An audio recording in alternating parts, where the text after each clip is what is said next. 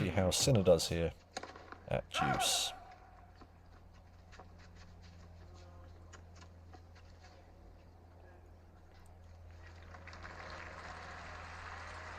Avantage, Sinner. Okay, so that was actually called in. So an ace there from Sinner, right on the edge of the line. So currently at 1.42. Be nice if we could get sub 1.40. Okay, so he's just held. So time to enter in some trades. So we've got 1.41. It's not too bad. And I'm going to go in at 3.45. We can get 3.5. That would be nice. It's not a great price in there. We've got to, yeah, 1.41. That's fair. So we've got 1,234 profit on Alcaraz, 500 liability at the moment on Sinner, but I'm going to look to chip away at this, lock in some profit on the service holds from Alcaraz, but obviously being a bit risk averse. If we do get into trouble, then I will look to reduce my liability. So let's see what Alcaraz can do in this first service game of the second set.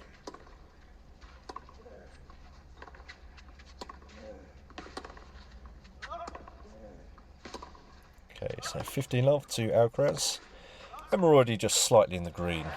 I'm not expecting big price movements in this second set, and I'll judge it. Hopefully Alcaraz will hold here. If there really is very slight price movement, then I will adapt my strategy to possibly more of a sit back approach. But let's just see if he can hold this, how much price movement we do get. It's the thing, when there's a lot of confidence in both players, you just don't get those big swings that you'd get in normal play. Okay, so Sinner's just won this point to take it to 15 all.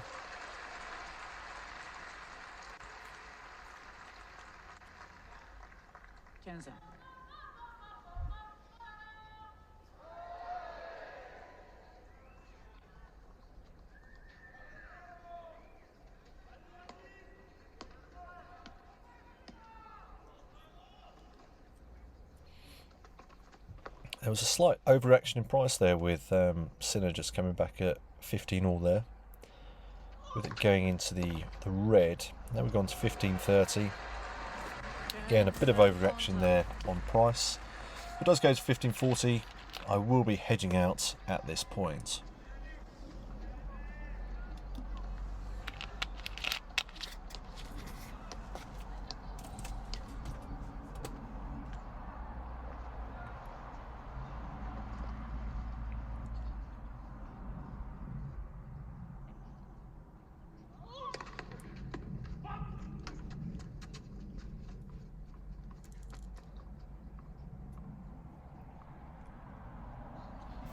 Okay, so we've gone to 15.40, and I will just hedge out of the trade. It's not worth hanging on in there. So getting out, not a great start to this first service game. If he comes back to deuce, I will look to re-enter. But at the moment, it's not looking particularly great for Alcaraz.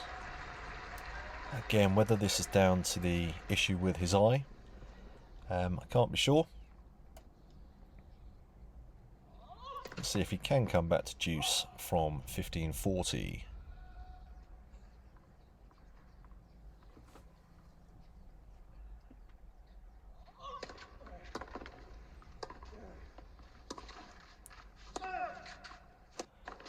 And nope, so we've gone to game.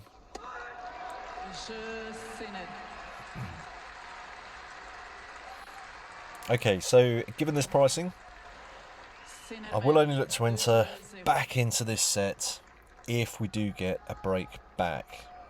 There's no point in trying to chase a trade in this early stage of the second set to recoup that early loss. We have gone into the red here.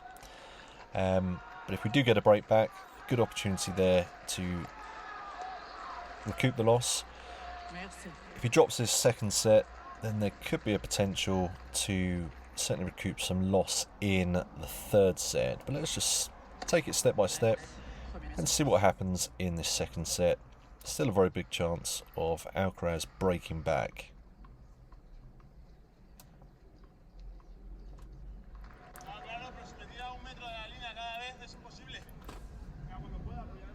So I'm just going to keep an eye on this service game from Alcaraz. Now, I've made the decision that I'm not going to re-enter into this second set because there should be plenty more opportunity to recoup that early loss. And also my theory is I don't think there's going to be much price movement even if he can hold. So we're at 6 and 1.2 on Sinner with him starting this service game in the second set. So he's just gone to 15 love. Did pop down to 5.8. Quite erratic price movement at the moment, considering the amount of money in the market. Okay, so 15 love. We're still at 6 and obviously 1.2. I say my prediction here is we're going to see very little price movement. I think the market's pretty confident that Sinner is going to take this second set. So 30 love down to 5.7, only moved one tick on the lay side, so 1 point, actually back to 1.2 even at 30 love.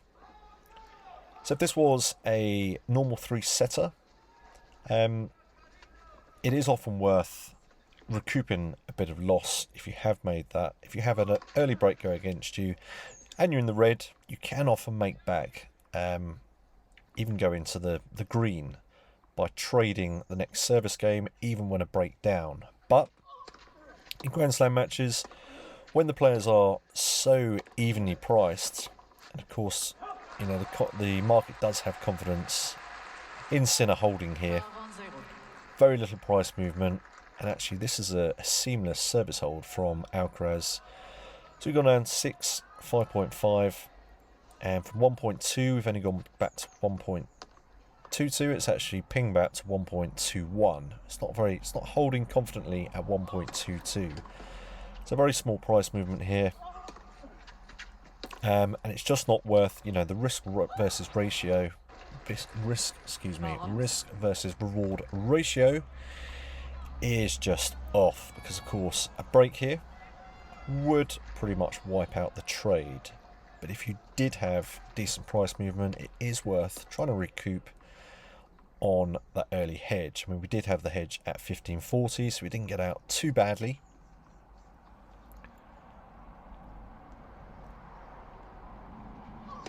Let's just see if he can hold out this service game, what sort of price movement we've got. I mean, even with Sinner coming back, okay, he's gone to 30.40.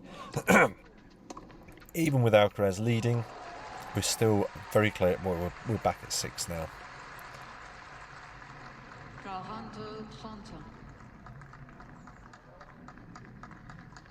So this is just showing the market confidence that Sinner has in winning this set.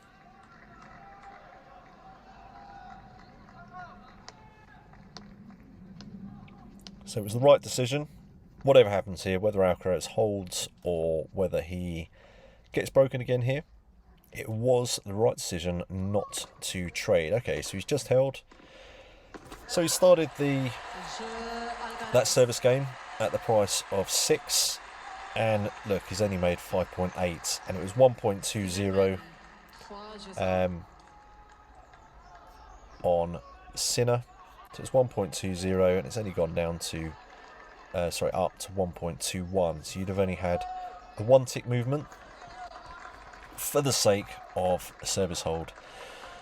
So it was the right decision not to re-enter to try and recoup this loss. I say in normal play, that's why you've got to differentiate between Grand Slam matches and normal 3-set tournaments. Normal 3-set tournaments, that hold would have yielded a lot bigger price movements, and you could have recouped that early loss that we made in Alcaraz's first service game. So I'm expecting Sinner to win this second set. Hopefully he just wins it quite cleanly, so we can get on potentially with a trade in the third set.